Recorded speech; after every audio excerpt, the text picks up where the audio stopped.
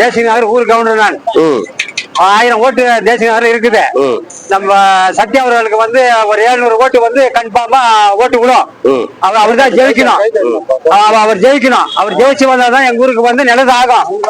வரையும் வந்து ஒரு 4 போர் போட்டுக்கிறாரு, ரோடு போட்டுக்கிறாரு, பாதாள சாக்கடை நடக்குது, இப்ப டிச்சிங் வேலை நடந்துருக்குது. அவர் கன்ஃபார்மா அவர் தான் வரணும். அவர் வந்தாதான் எங்க ஏரியாவுக்கு வந்து நிலது ஆகும் தேசிய நகருக்கு. எத்தனை வருஷமா வரணும் ஏரியா? அந்த எத்தனை வருஷமா இருக்குது அந்த தேசிய நகர்? குறைஞ்சமா ஒரு 35 வருஷமா இருக்குது. 35 வருஷமா இருக்குது. அந்த ஏரியால எல்லாம் பட்டா அடிப்படை வசதி எல்லாம் இருக்கா? எல்லாம் வசதி இருக்குது. வந்து தேவைப்பட்டது வந்து பட்டா ஒண்ணுதான். அவரு சத்யா வந்து என்ன சொல்லிக்கிறாரு, நான் ஊர்நத்தை மாத்தி இந்த டைம் வந்து உங்களுக்கு பட்டா வாங்கி கொடுத்தேன்னு சொல்லிட்டாரு அவரு. அதனால வந்து கன்ஃபார்ம் வந்து 700 ஓட்டு வந்து எனக்கு இல்லைன்னு அவர் குலம். அவர் தான் வின் பண்றாரு இந்த வருஷம். வந்து இந்த டைம் வந்து அவர் தான் வின் பண்றாரு. தேசிய நகர் நான் ஊர் ஜனம் சேர்ந்து முடிஞ்சு அவரு தான் ஓட் பண்ணுது. அதுல மாற்றலாம் ஒண்ணு கிடையாது. அவர் தான் பட்டா வாங்கி கொடுக்குறாரு.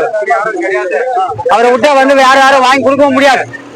அவர்தான் நம்புறோம். தெய்வம் மாதிரி அவங்களை நம்புறோம். அவர் பட்டா வாங்கி கொடுக்குறேன்னு சொல்லிட்டாரா?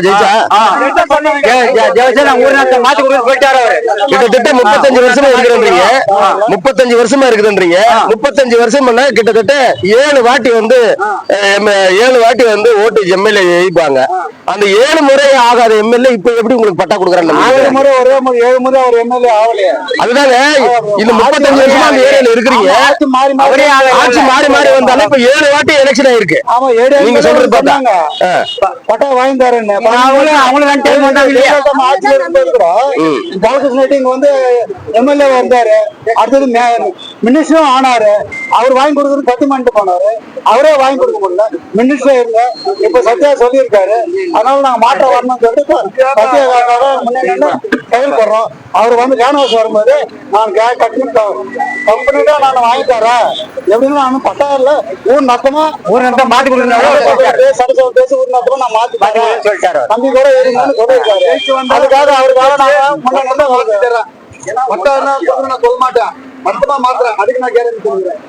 ஊர் முழுதும் வந்தாலும் மோல்டு போட்டு கட்டிக்கிறாங்க. எந்த தொந்தரவும் கிடையாது. முதல் வந்து ஒரு செங்கல் வச்சா போது செக்ரட்டரி உத்தியாரு சாதாரண வருவாங்க. இப்ப யாரும் வரது கிடையாது. எல்லாம் பந்தோபஸ்து அவரு எங்களுக்கு பாதுகாப்பா இருக்கிறாரு. அவர் சத்யா இல்ல யாருமே டச் ஆகுறதுல அவங்க சுதந்திரமா கட்டிக்கிறாங்க.